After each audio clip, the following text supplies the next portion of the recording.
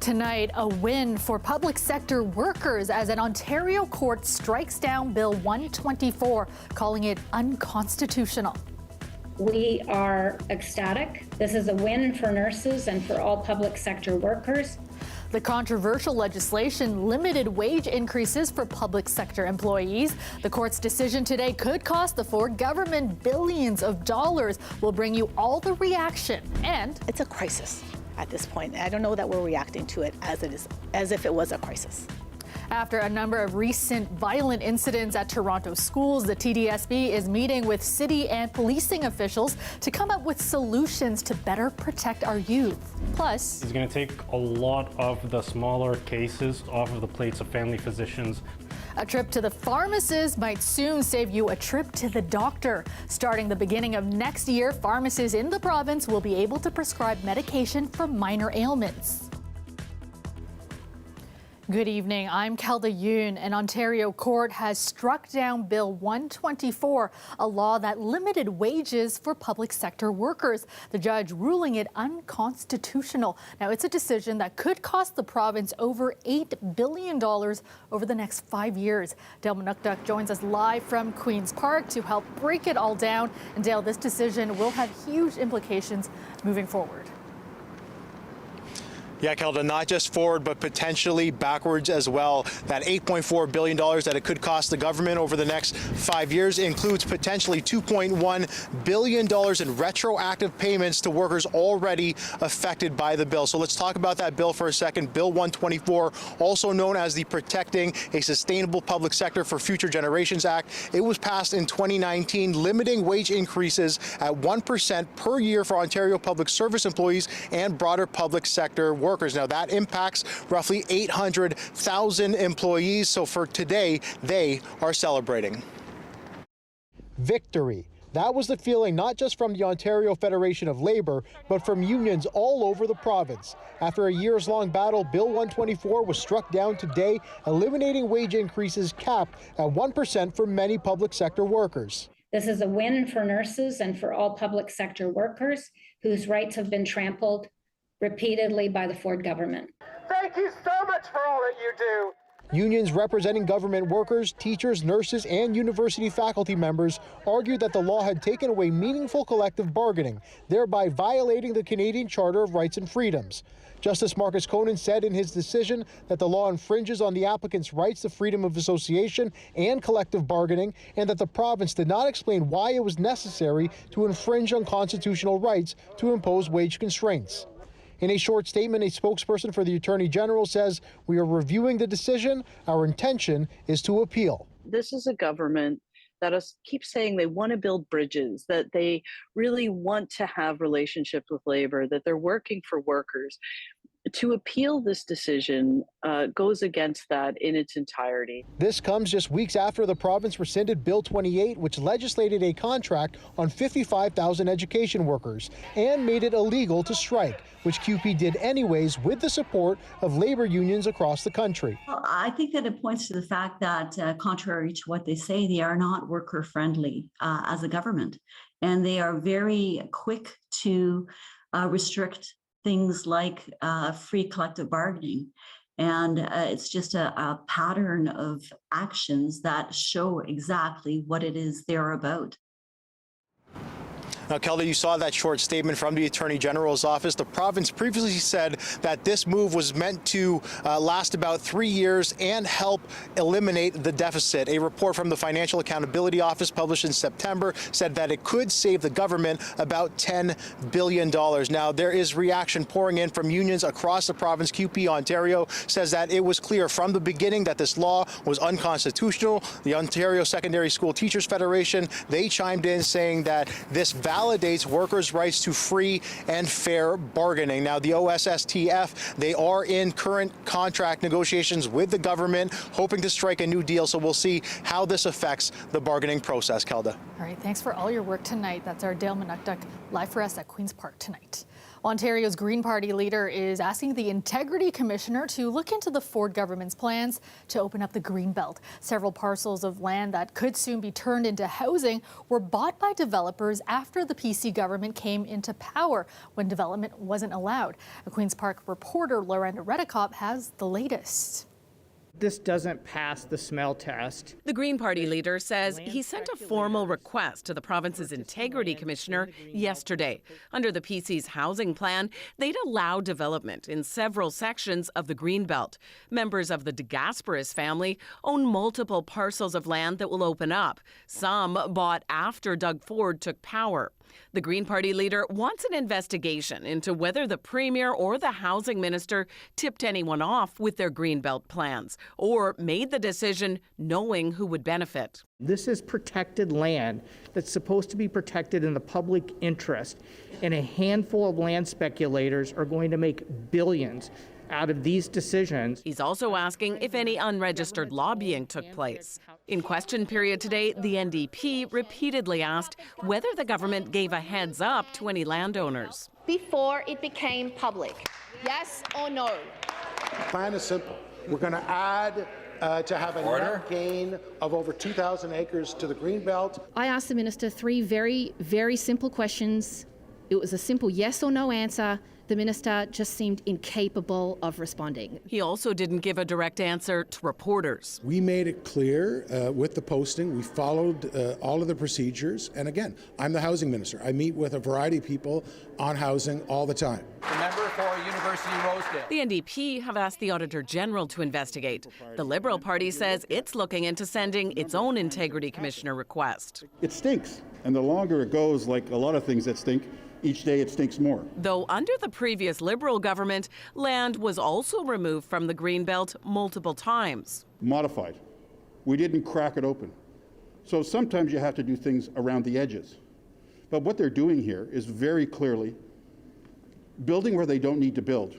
And it's going to make some people who are already really rich just a little richer. The Integrity Commissioner's office confirms it received the request from the Green Party leader and is reviewing it. Lorenda Redekop, CBC News, Toronto. A man and a woman are in critical condition after a shooting in Scarborough tonight. It happened near Warden Avenue and Hymas Road, south of Eglinton, just before 7:30. Police say the woman was found at the scene suffering from several gunshot wounds, while a man walked to a local hospital. Now, both victims were rushed to a trauma center with life-threatening injuries. Police say the suspect fled the scene. Now, they haven't released any suspect details. Roads in the area were closed for the investigation. We are hearing from the Toronto District School Board tonight about the latest efforts to address violence in our schools. Now, the board has begun meeting with the city and policing officials to help find solutions after a number of recent violent incidents. Meg Roberts has more. We're happy that the city is answering our call now, but we've been waiting, and we need to see really a multi-level cooperation of government together. Stabbings, a fatal shooting, and a number of lockdowns at schools in the GTA has prompted Mayor John Tory, Toronto Police, and Toronto District School Board to meet. The goal, to come up with solutions on how to keep students safer. One of the things that we think we really need is programming for kids. And funding for that programming, because we've been footing the bill for a lot of that ourselves, and we are really stretched thin. Some of the TDSB's other solutions are ensuring every secondary school has a student engagement/safety team, formalizing a network of existing experts and organizations that directly work to reduce risk factors that lead to youth disengagement and violence, and expanding a new initiative that works with community groups during and after school to offer youth programs. We're very serious about making sure we take on violence, not just in schools, but in the community at large among young people. The city says it will also look at coordinating students' summer jobs to help teens financially.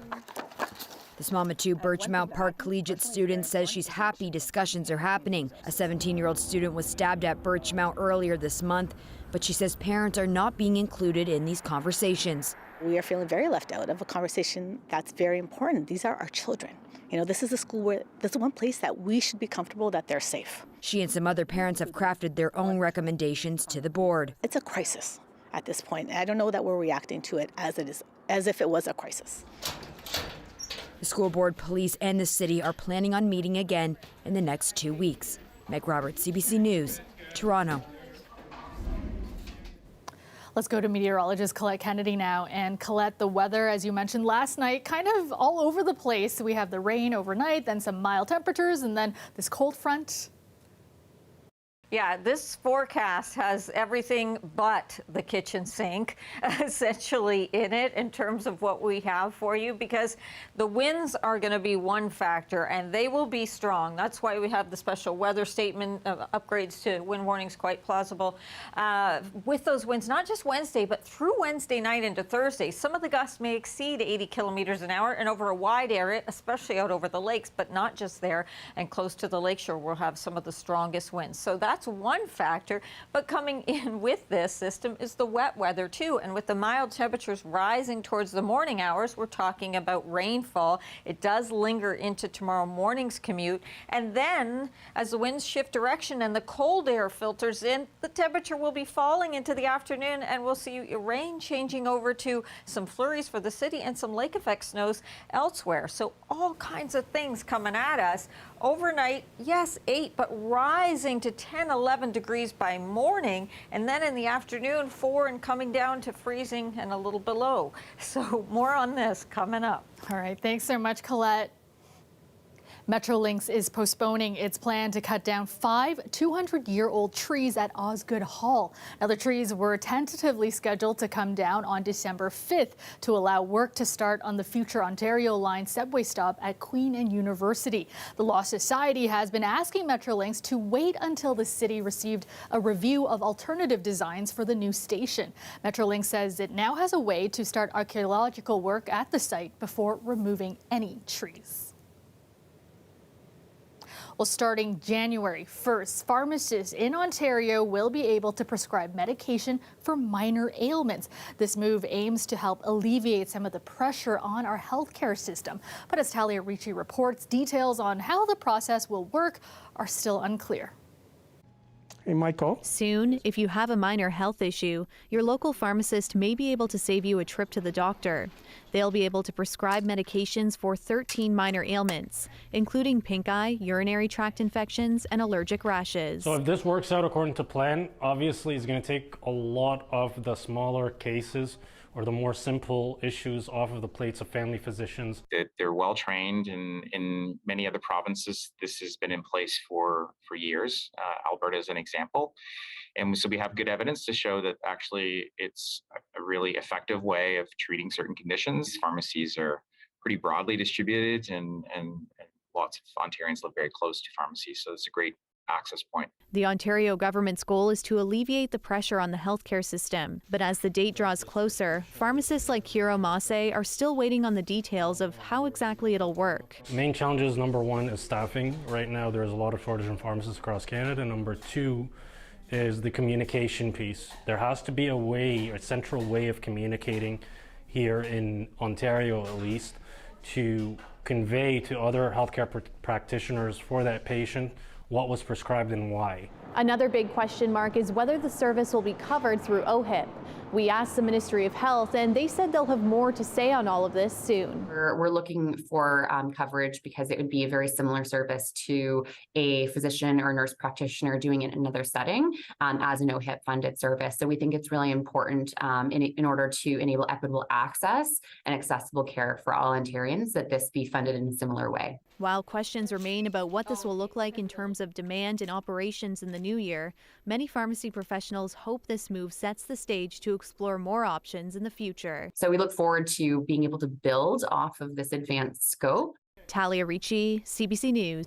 Toronto's oldest operating movie theater is turning 110 years old this year, with celebrations happening this month. The Review Cinema has been a fixture in the city's West End since 1912.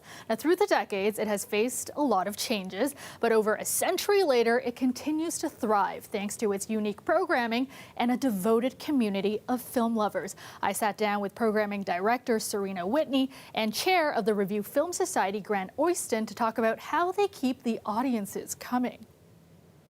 What do you think makes this cinema so special?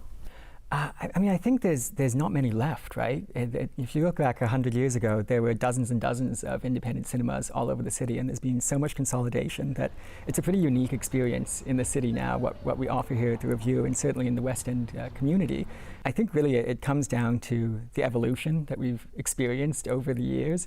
The cinema has constantly reinvented itself each decade with changing tastes and changing demographics.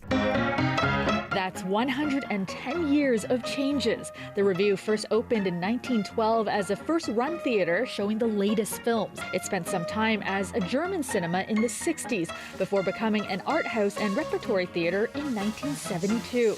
It continued as a repertory cinema showcasing classics and second-run films when it became part of the city's Festival Cinemas chain in the 80s. But then in 2006, its future was suddenly uncertain when it faced closure following the death of its owner. It just can't be. It doesn't make sense. Why? The community quickly sprang into action, forming the Review Film Society to help save the theater. And less than a year after it closed, its doors were open again. I have no doubt that without the support of the community, this would have become a Rexall a long time ago. The Review Film Society continues to operate the theater to this day as a nonprofit. And while some of the big multiplexes have been struggling recently due to the rise in streaming, audiences have continued to pack the 236-seat Review Cinema. Taking, into consideration how old this theater is and how many technological advances that we've gone through since like 110 years, like television, VCRs, Betamax, DVDs, Blu-rays, hasn't really affected people going to the cinema. We're noticing that viewers or, cinema goers are actually wanting to go see older films on the big screen again. Whitney says it comes down to the unique programming. Last month in October, we celebrated our highest grossing month in probably Review history. We have the longest running film series in Toronto called Silent Review, which specializes in silent film. I really enjoy Destination Love, where every 2 months we highlight romantic films from a certain city or location, and the midnight screenings, bringing back the midnight viewing experience. One of my favorites is Designing the Movies with Natalie Atkinson. She's a style writer, critic, and she does these amazing little pre-shows, and she'll talk through some of the design choices, the sets, the fashion choices. And then as you watch the film, you can kind of pull out all these details that she's identified, and I think it really changes the film viewing experience. I think one of the great things about being in Toronto, it's such a diverse city with so much interest in film. It's really a film city, I think. There's loads of film lovers, and the Review has always been able to find those niches that maybe aren't being served by other cinemas. Do you get a lot of requests? Oh, absolutely. we get a lot of requests, and we take some of them. I was going to ask, do you ever? We can't take all no, of you them. can't take all of them. Looking ahead to the future of Review Cinema, what do you foresee? I foresee far more diverse programming. We want to program more Canadian content.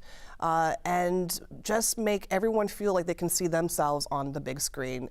Do you think there will always be an audience for cinemas like this?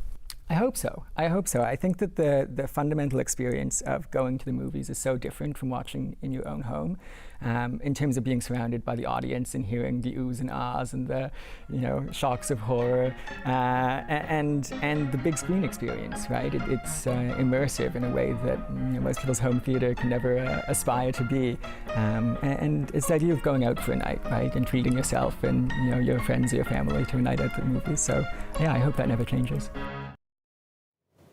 All right, let's go back to Colette now for a more detailed look at your forecast. And Colette, we have some rain followed by gusty winds and possible flurries coming our way. Yeah, and crazy to think about in the morning, temperatures in the double digits, and then we have snow flurries or even lake effect snows in the forecast, but it all makes sense when you look at this system and how it's going to move through. So we have the rain overnight and into tomorrow, at least for the first part of the day. It is rainfall, and then we may even get a bit of a dry slot in there where there could be some sunny breaks even kind of setting up before the winds really begin to start those squalls. The temperature's up, so they're continuing to rise. They have been since this afternoon. afternoon through the overnight to tomorrow morning. And then once the cold front goes through, they will be dropping. So mild until then. And then the winds. I was showing you that earlier in the show, dealing with the winds as well. Now, this is tomorrow at 10 a.m. So that rainfall is still in the vicinity for the morning commute. Then that pushes on. So as we get into the later morning, we get that break. These are some of the potential sunny breaks I'm talking about. Likely pretty short-lived, though, as we get the air passing over the relatively warmer waters of the Great Lakes and those very strong winds, we see the squalls setting up. They turn more westerly. They go from more of a south-southeasterly around to the southwest and then westerly once that front passes through. So lots to contend with if you do have anything outside still. And, you know, if you put up some decorations and things, these are things that now is the time to really make sure you secure. Then as we go through the day on Thursday, yeah, still some cloud cover in there. Kind of a mix of sun and cloud is what we'll call it. All right, so at least some sun coming back at us then. The rainfall amounts, yes, possibly up to 20 millimeters for Toronto. I think it'll be in that kind of 10 to 20 millimeter range. Lesser amounts into southwestern Ontario, where we're already seeing that wet weather is pushed in, and lesser amounts for the nation's capital, perhaps, as this kind of skims through here. The winds, though, just look at some of these gusts. Once those winds shift, especially, so they begin to come around tomorrow afternoon, and then they will get more westerly, but they really stick around even into Thursday morning. So we're talking about Wednesday night being very, very breezy conditions. Temperatures then rising overnight to look like this. Those lovely, if only we could take advantage of those lovely double digits with some sunshine and have them in the afternoon. Just not the case with the timing on this. Same thing with those temperatures. They're continuing to come up through the overnight hours. And there's that 10, but that arrow so important as that temperature falling off to -1. And then Thursday's high, Gelda only 3 degrees. Finally tonight, the CP holiday train rolled through the junction this evening.